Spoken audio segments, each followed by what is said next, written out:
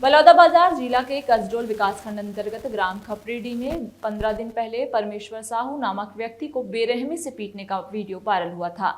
पीड़ित परमेश्वर साहू ने आरोप लगाया है कि उसने अवैध चूना पत्थर परिवहन की शिकायत की थी, जिसके चलते माफियाओं ने उससे मारपीट की। हालांकि पूरे मामले को पुलिस ने प्रेम प्रसंग से जोड़ा था, जबकि प्रेम प्रसंग से जुड़े किसी ने अपना बयान ही नहीं दिया, जिसके बाद माइनिंग और पुलिस विभाग की जमकर किरकिरी हुई और बाद में मारपीट करने वाले आरोपियों की गिरफ्तारी की गई। लेकिन लगभग 15 दिन बीतने के बाद पीड़ित परमेश्वर साहू को गिधौरी थाना पुलिस शिवरी नारायण से देर रात गिरफ्तार करती है। पत्रकारों से पूछने पर थाना प्रभारी कहते हैं, परमेश्वर अपने ट्रैक्टर में पत्थर भरकर शिवरी नारायण जा रहा था, रोकने पर नहीं रुका, फिर महानदी से पकड़कर लाया गया। वही मामले में विधायक संदीप साहू का कहना है कि कार्यवाही दुर्भावनापूर्ण है। क्या 15 दिन में एकमात्र वही पीड़ित अवैध परिवहन किया, कोई और नहीं? और परिवहन अवैध था तो अवैध भंडारे के माफियों पर क्या कार्रवाई हुई? साथ ही विधायक ने कहा कि खपरीडी से महानदी शिवनारायण के बीच गिधौरी में वनोपज और माइनिंग विभाग का संयुक्त बैरियर है, वहां तैनात कर्मचारी ने उसे क्यों नहीं रोका? ऐसे कई संवेदनशील बातें हैं जिससे कहना गलत नहीं होगा कि प्रशासन और पुलिस रेत चूना पत्थर सहित कई गलत गतिविधियों को संरक्षण खुलेआम माफियाओं को दे रही है। मैं वहाँ खपड़ी गिटी देखने गया था सर, ठीक ना। मेरे पास भी ट्रैक्टर है, वहाँ गिटी लाने के लिए मैं गया था। गिटी देखकर वापसी आ रहा था ना, बाइक में आ रहा था वापसी में, उसी तरफ रोड में मेरे को 2-4 आदमी मेरे को आए खपड़ी लोग और मारने पीटने लगे। इसके बाद घसीटते घसीटते मुझे मारते मारते पूरी चौक में ले गए, वहाँ मुझे बांध कर और मारे, ठीक है। मैं गिटी लेने के लिए उसी तरफ गया था और पुलिस वाले लोग मुझे लड़की प्रेम प्रसंग है बोल के फंसाने की कोशिश कर रहे हैं। ऐसा कुछ बात नहीं है सर। जो माफिया हैं, जो अवैध उत्खनन करते हैं, उनके खिलाफ कोई कार्रवाई करवाएगा या करने की कोशिश करेगा तो उसके साथ क्या बर्ताव किया जाएगा, ये मैसेज देने का प्रयास किया गया।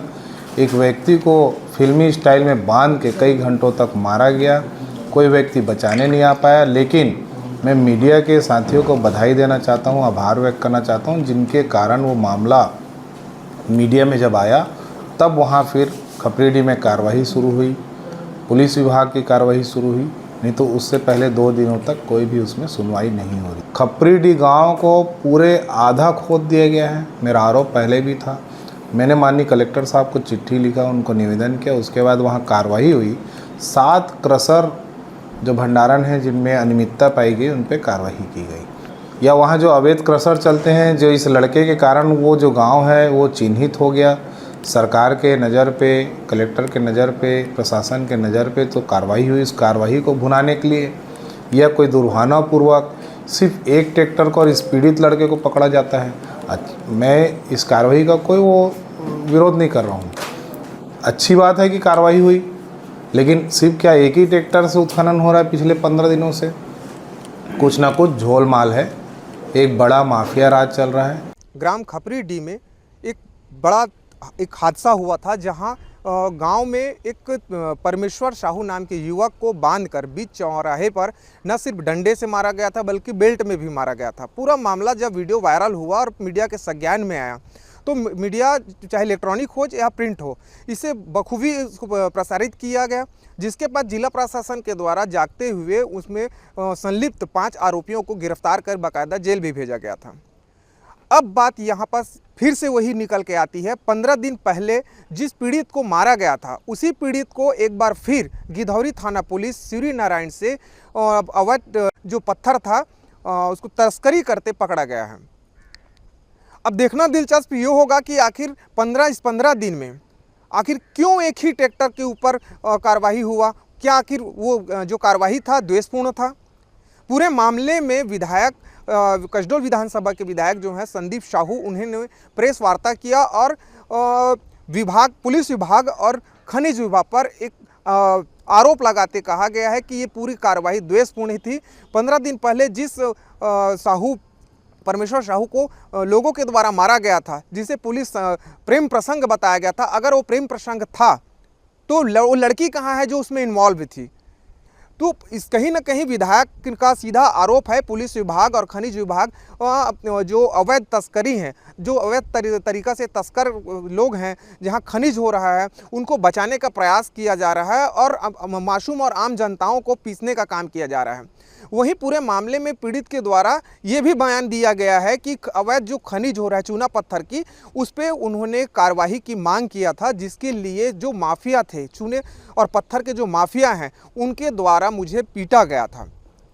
हालांकि इस मामले को में वो न्याय तो मिल चुका है पीड़ित को, लेकिन पुनः उसी पीड़ित को एक द्वेषपूर्ण ढंग से गिरफ्तारी किया गया है, ये ऐसा कहना विधायक का है। अब देखना दिलचस्प ये होगा कि पूरे मामले के बाद आखिर जिला प्रशासन और की बात करें तो खनिज विभाग हो या कानून प्रशासन की बात करें, ये कब जागता है। वहीं पूरे मामले में जब हमने गिधौरी थाना प्रभारी से बात करना चाहा तो उनके द्वारा बताया गया कि जो खपरीडीह से जो पत्थर है परमेश्वर साहू ले जा रहा था, जिसे रोकवाया गया नहीं, लेकिन नहीं रोकने पर उसको सूर्यनारायण के पुल है महानदी, वहाँ से उनकी गिरफ्तारी की गई है। एक बड़ा सवाल पुलिस प्रशासन पर एक बड़ा सवाल हो रहा है कि आखिर 15 दिन में सिर्फ एक ही ट्रैक्टर, वो भी परमेश्वर यदू क्या अवैध तरीके से परिवहन कर रहा था। दूसरी बड़ी बात, अगर परिवहन उसके द्वारा अवैध तरीका से किया जा रहा था तो खपरीडीह और सूर्यनारायण के बीच वनोपज और खनिज विभाग का संयुक्त बैरियर है, जहां पर 24 घंटे कर्मचारी तैनात हैं। आखिर क्यों नहीं रोका गया उनके द्वारा? क्यों आखिर जो परमेश्वर यदू को जाने दिया गया और उसके बाद पुलिस प्रशासन उसको सूर्यनारायण के महानदी पुल से गिरफ्तारी करता है?